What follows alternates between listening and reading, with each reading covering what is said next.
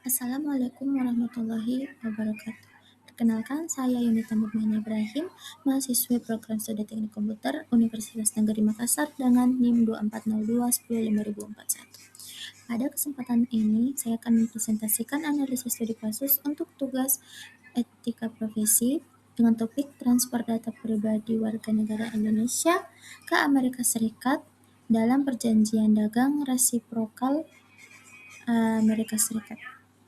Video ini akan membahas 7 poin utama, mulai dari klasifikasi data, analisis jenis data, tinjauan hukum, analisis risiko, etika digital, perspektif sebagai mahasiswa teknik komputer, hingga kesimpulan kritis saya. Data pribadi kamu sedang dipindahkan ke luar negeri. Pernahkah kamu bertanya kemana sebenarnya data pribadi kamu pergi? Seperti nama, nomor handphone, riwayat belanja online, hingga percakapan di WhatsApp kamu. Pada Juli tahun 2025, pemerintah negara Indonesia dan Amerika Serikat menandatangani sebuah kesepakatan perdagangan dan salah satu poinnya menyentuh sesuatu yang sangat pribadi, yaitu data kamu. Di video ini, kita akan membahas apa isi kesepakatannya, data apa yang ditransfer, dan apa risikonya buat kamu.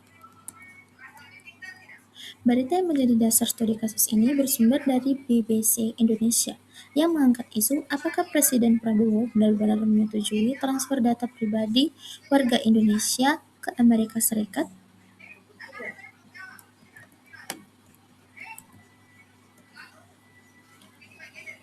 Berdasarkan penelusuran, pada 19 hingga 20 Februari tahun 2026, Presiden Prabowo dan Presiden Trump menandatangani perjanjian dagang resiprokal atau ART, Agreement on Reciprocal Trade, di Washington DC. Dalam lampiran 3 perjanjian tersebut, Indonesia berkomitmen untuk memfasilitasi aliran data lintas batas secara terbatas demi mendukung perdagangan digital. Namun, pemerintah Indonesia menegaskan bahwa yang dimaksud adalah data komersial, bukan penyerahan data pribadi secara bebas dan massal. Wakil Presiden Komdigi Nezar Patria menyatakan bahwa Indonesia menganut prinsip data flow with condition sesuai pasal 56 Undang-Undang PDP. Artinya, transfer data hanya diperbolehkan dengan syarat-syarat tertentu yang ketat. Jadi, bukan transfer data massal yang dilepas kendali, namun bukan berarti tanpa risiko. Lalu, data apa saja yang berpotensi mengalir dalam perjanjian ini? Kita perlu mengklasifikasikannya sesuai Undang-Undang PDP. Pertama, data pribadi umum. Ini mencakup data identitas seperti nama dan usia yang digunakan dalam transaksi e-commerce, data aktivitas digital seperti riwayat browsing di platform Amerika Serikat seperti Google atau Meta, data lokasi dari aplikasi mobile, dan data transaksi keuangan digital. Kedua, data pribadi sensitif. Undang-Undang PDP mendefinisikan ini sebagai data kesehatan, data keuangan yang lebih dalam, data biometrik, data genetika, pandangan politik, dan keyakinan agama. Data-data ini dilindungi dengan standar yang jauh lebih ketat. Masalahnya, perjanjian ART tidak secara eksplisit mencantumkan klausul yang mengecualikan data sensitif. Inilah salah satu titik kelemahan yang perlu diperbaiki dalam negosiasi lanjutan. Dari perspektif hukum, ada dua regulasi utama yang relevan, Undang-Undang ITE dan Undang-Undang PDP. Pertama, Undang-Undang ITE nomor 11 tahun 2008. Undang-undang ini mengatur soal akses ilegal terhadap sistem elektronik di pasal 30 dan intersepsi data tanpa izin di pasal 31. Dalam kasus ini, tidak ada indikasi akses ilegal karena dilakukan melalui perjanjian antar pemerintah yang resmi. Namun, Undang-Undang ITE tidak mengatur mekanisme transfer data lintas batas secara komprehensif. Itulah mengapa Undang-Undang PDP menjadi lebih relevan. Kedua, Undang-Undang Perlindungan Data Pribadi Nomor 27 Tahun 2022 Pasal 56 mengatur bahwa transfer data ke luar negeri hanya boleh dilakukan jika negara tujuan memiliki tingkat perlindungan data yang setara atau lebih tinggi, perlindungan yang memadai dan mengikat, dan persetujuan eksplisit dari pemilik data. Nah, di sini pokok persoalannya. Amerika Serikat hingga saat ini belum memiliki undang-undang perlindungan data di tingkat federal. Regulasinya hanya ada di beberapa negara bagian secara terpisah, sehingga standar perlindungannya tidak bisa langsung disejajarkan dengan PDP Indonesia. Lebih jauh lagi, dua hal krusial belum ada, yaitu peraturan pemerintah turunan pasal 56 yang menetapkan tolak ukur kesetaraan belum diterbitkan, dan lembaga PDP yang bertugas mengawasi implementasinya belum terbentuk. Ini adalah kekosongan hukum yang serius. Dari perspektif risiko, ada 4 hal yang perlu kita waspadai. Pertama, kebocoran data atau data breach. Ketika data warga Indonesia tersimpan di server Amerika Serikat yang tunduk pada regulasi yang berbeda, mekanisme pelaporan dan penanganan insiden menjadi tidak jelas. Siapa yang bertanggung jawab jika terjadi kebocoran? Kemana warga melapor? Kedua, penyalahgunaan data. Tanpa mekanisme audit yang mengikat, data yang mengalir di perusahaan teknologi Amerika Serikat berpotensi digunakan untuk kepentingan di luar konteks yang disepakati. Yang ketiga, profiling tanpa izin. Akumulasi data lintas platform memungkinkan pihak asing membangun profil komprehensif tentang warga Indonesia tanpa persetujuan yang jelas. Ini bisa dimanfaatkan untuk manipulasi iklan, politik, bahkan intelijen. Dan yang terakhir, ketergantungan pada pihak asing. Pengakuan Amerika Serikat sebagai negara dengan perlindungan data memadai tanpa penilaian independen membuat Indonesia kehilangan posisi tawar untuk menegakkan standar data nasionalnya.